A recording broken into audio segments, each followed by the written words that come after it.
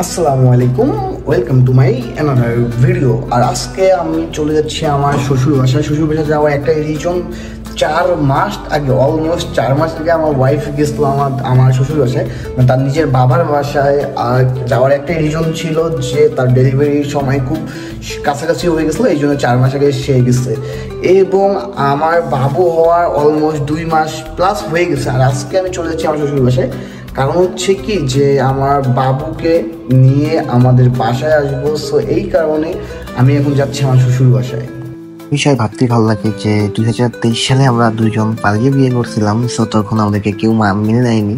কিন্তু আজকে আমি একজন মেয়ের বাবা, সো ইতিমধ্যে আমরা চলে আসছি, মানে আমি চলে আসছি আমার শ্বশুর বাসায়। এসে দেখি যে একদম ব্যাগ ট্যাগ থেকে শুরু করে সব কিছু গাড়ির মধ্যে প্যাক করা শুরু হয়ে গেছে অলরেডি।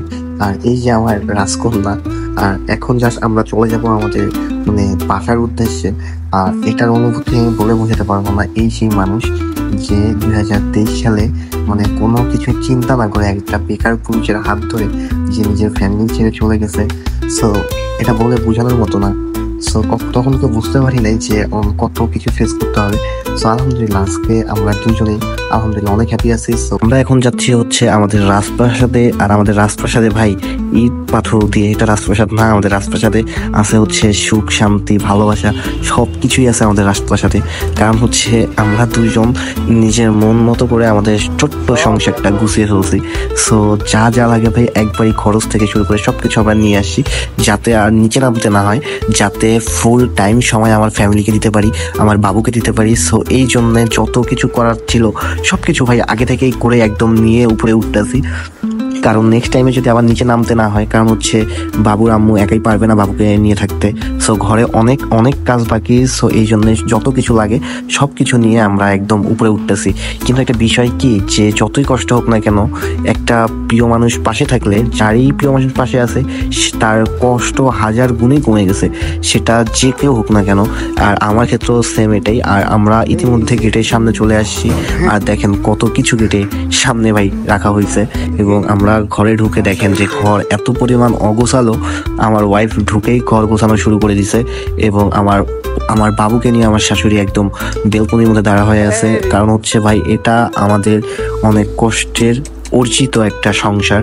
সো বুঝতেই পারতেছেন যে কতটা মানে আশা অনুভব নিয়ে আমাদের এই সংসারটা গোছানো।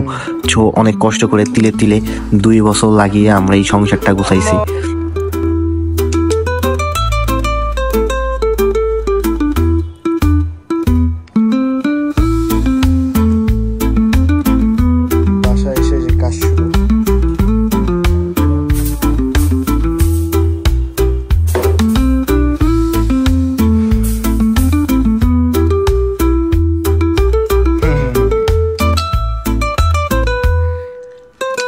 এই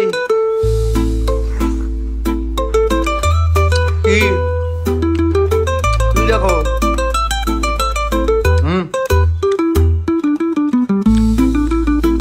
শখের ভিডিওটা এতটুকুই। যারা যারা পুরো ভিডিও দেখছেন অসংখ্য অসংখ্য ধন্যবাদ।